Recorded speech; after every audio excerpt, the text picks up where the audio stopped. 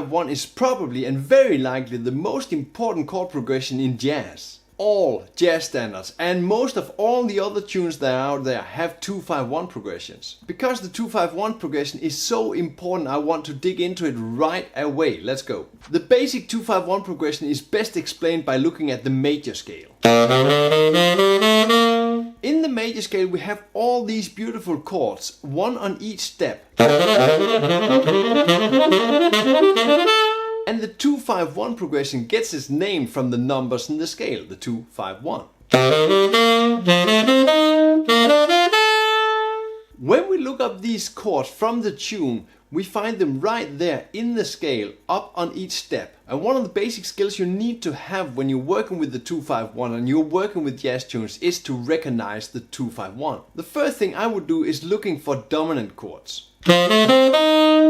They're easy to recognize because it's a letter and one number, 7. There's no extra signs minor or major. Sometimes they have alterations, but we're not going to go into this now. When you have found that dominant chord in the scale, count down till the 1 chord, the tonic chord. 5, 4, 3, 2, 1. You should name the notes in the C scale, G, F, E, D, C. And then you know what the chord the 1 should be. So check out this chord scheme. Do the numbers add up? Do you see the 2-5-1? Do you see the G7? Do you see the C major? Yes, the numbers do add up. They are there. You have the 5-1. And now check if the 2 is there. Of course it is. It's right there. You got the whole 2-5-1 now.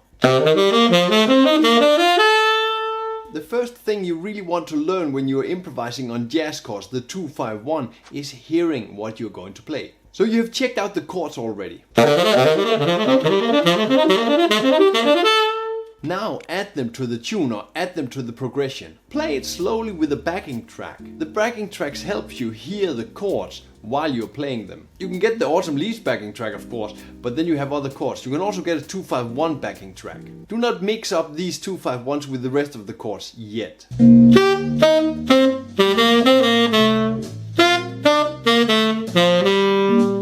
Use some time and get into playing these chord notes, hearing the chord notes. Play only chord notes in the beginning. When you're only playing chord notes, which are a limited amount of notes, you need to use all the rhythm that you can.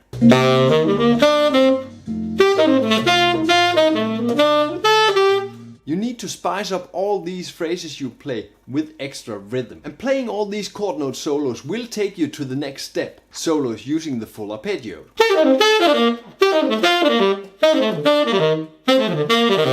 And for this, using the arpeggios in your solo, it's important to train the arpeggios in the scales. And there are literally tons of ways to practice your arpeggios.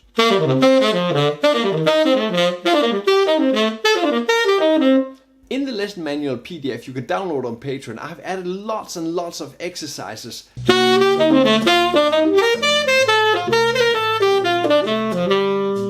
All these exercises are represented in licks also, so you can take the exercise, play the exercise, and then go directly into the licks and learn the 2-5-1. This is a perfect step to really dig into the 2-5-1. The lesson manual PDF download link is in the description. There's one more step before I can let you go on and do all crazy things about the 2-5-1.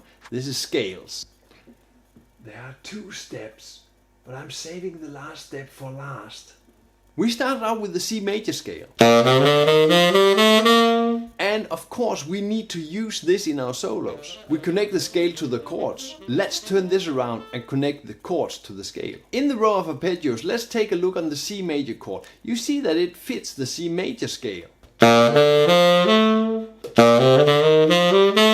The chord tones fits directly on every second note in the C major scale. When you're playing the C major scale and emphasize the C major chord tones, you actually hear the chord in the scale. And you can do exactly the same thing with the D minor 7 chord.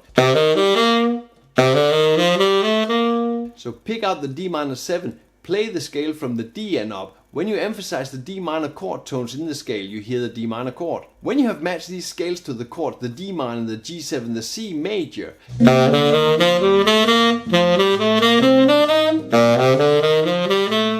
you get the scales like this, playing them up on each chord. But if you play your scales like this in your solo, you sound like an exercise, and you really do not want to sound like an exercise when you're playing your solos. To get away from the scale exercise sounds, you need to do this. You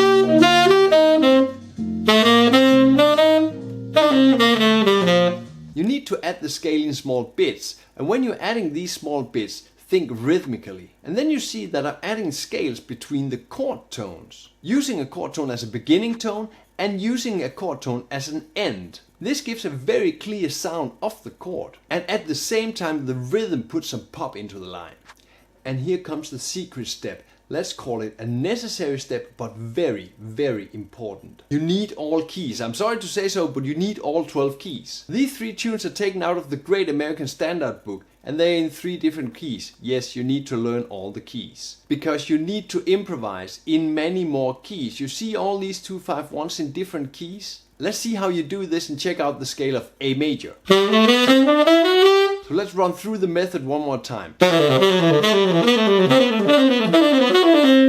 We need to practice all the arpeggios in the A major scale.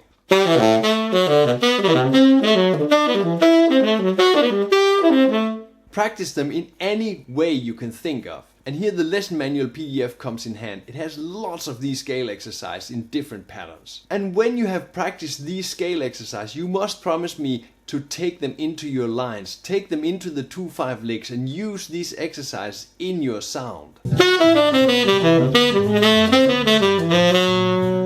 And of course you need to add your arpeggios to the scale too, so practice your arpeggios in the scale. When you're practicing your arpeggios in any key, it's a good thing to also add lots of rhythm to it, because you're anyway practicing these arpeggios, so why not practice rhythm too? What I'm saying, add extensive rhythmic patterns into your arpeggios and your other scale exercises. So all these beautiful scale exercises, you need to add them into your music. You need to add them into the 2-5 licks, because else it's no use playing them. Use what you practice. Getting the sound of different keys into your system when you're playing your exercise is so super important. This is why I want you to remember that there is a lesson manual PDF on Patreon with lots and lots of these exercises.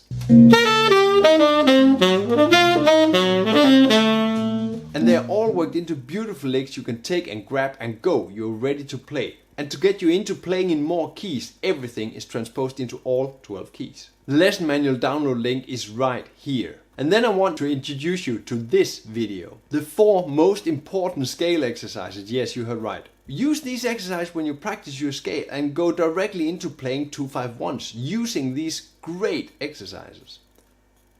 Play music, have fun.